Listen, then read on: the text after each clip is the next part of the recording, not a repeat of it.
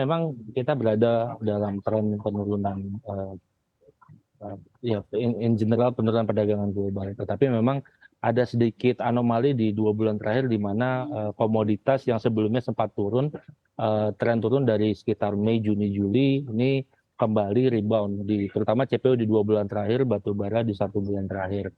Memang kalau untuk khusus kelapa sawit ini berkaitan dengan supply sendiri yang dibatasi oleh Malaysia, jadi memang ini yang mengerek harga naik itu sendiri.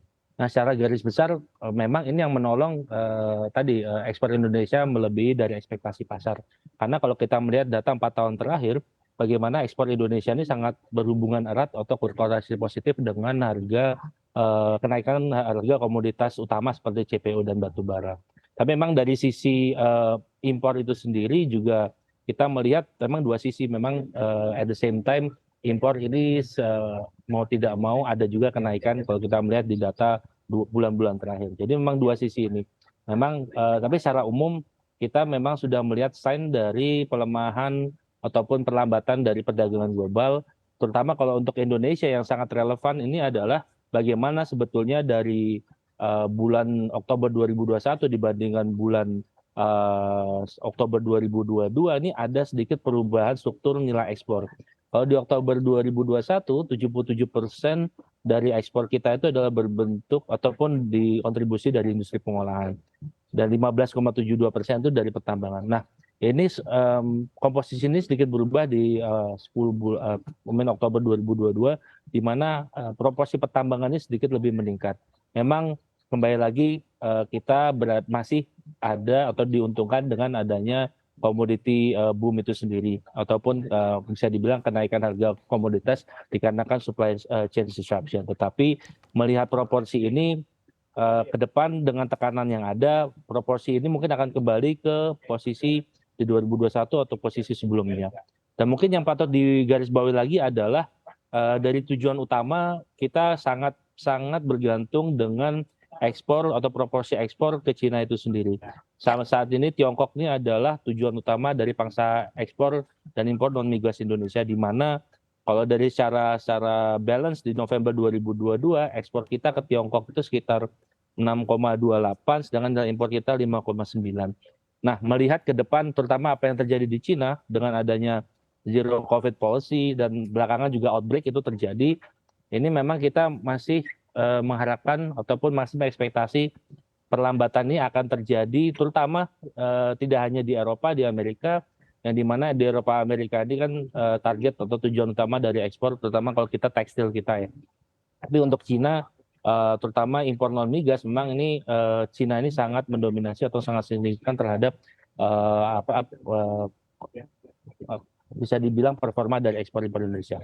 Nah, ini yang perlu kita waspadai bahwa memang 31 bulan ini kita sudah merasakan surplus yang memang sangat luar biasa dan sangat membantu dalam menjaga momentum pemulihan ekonomi nasional. Dan diharapkan sebetulnya surplus ekspor ini, surplus perdagangan ini juga akan mengerek dalam momentum pemulihan kita yang sebetulnya sudah memasuki tahap akhir. Walaupun sekarang secara proporsi masih belum kembali seperti angka sebelum pandemi. Seperti itu. Oke, baik. Pak Banjaran, tadi dari data dari penjabaran yang Anda sampaikan begitu ya, concernnya adalah terkait dengan tadi satu hubungan dagang antara Indonesia dan juga China, kedua terkait dengan harga komoditas dunia yang juga sudah mulai meredah. Nah, kemudian seperti apa Anda melihatnya untuk prospek neraca dagang ke depannya? Tadi mengingat kombinasi dari kedua hal tersebut, apalagi kita ketahui juga bahwa China tampaknya juga semakin ketat terkait dengan pengendalian COVID-19-nya. Kita bisa saksikan juga informasinya terkait dengan kondisi yang ada di Beijing saat ini. Nah, kemudian seperti apa akhirnya hal ini juga bisa menjadi concern untuk neraca dagang Indonesia ke depannya? Saya rasa memang kita secara rule of thumb kita memang bisa berekspektasi bahwa windfall profit dari harga komoditas yang meningkat selama pandemi, selama supply chain disruption is no longer there. Ekspektasi utamanya adalah sebetulnya karena pelemahan demand di negara maju berkaitan dengan tekanan inflasi dan potential recession yang memang masih menghantui di beberapa negara Eropa. Kalau kita melihat misalnya di data probability terhadap resesi itu sendiri, Jerman, Perancis, Italia itu and UK among those countries yang resiko resesinya mungkin mendekati dari 80%.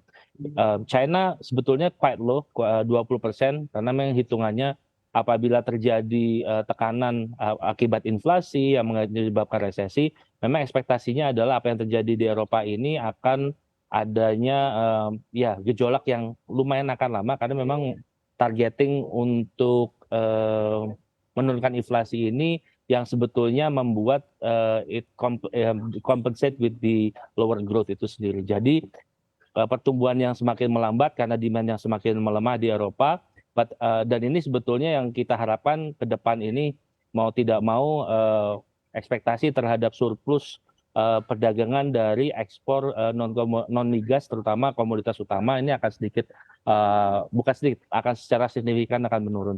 Tapi memang ada beberapa catatan, memang ada kemungkinan bahwa harga ini sangat terpengaruh dari supply side. Seperti yang terjadi di OPEC, di mana supply ataupun supply dari oil ini sedikit ditahan, dan ini mau tidak mau meningkatkan harga dari oil itu sendiri. At the same time CPO juga sama, Malaysia ini menahan. Jadi dinamika pasar ini harus kita pantau bahwa ada distorsi-distorsi yang akan terjadi along the way, selain dengan tadi long term view terhadap apa yang terjadi tahun depan. Nah,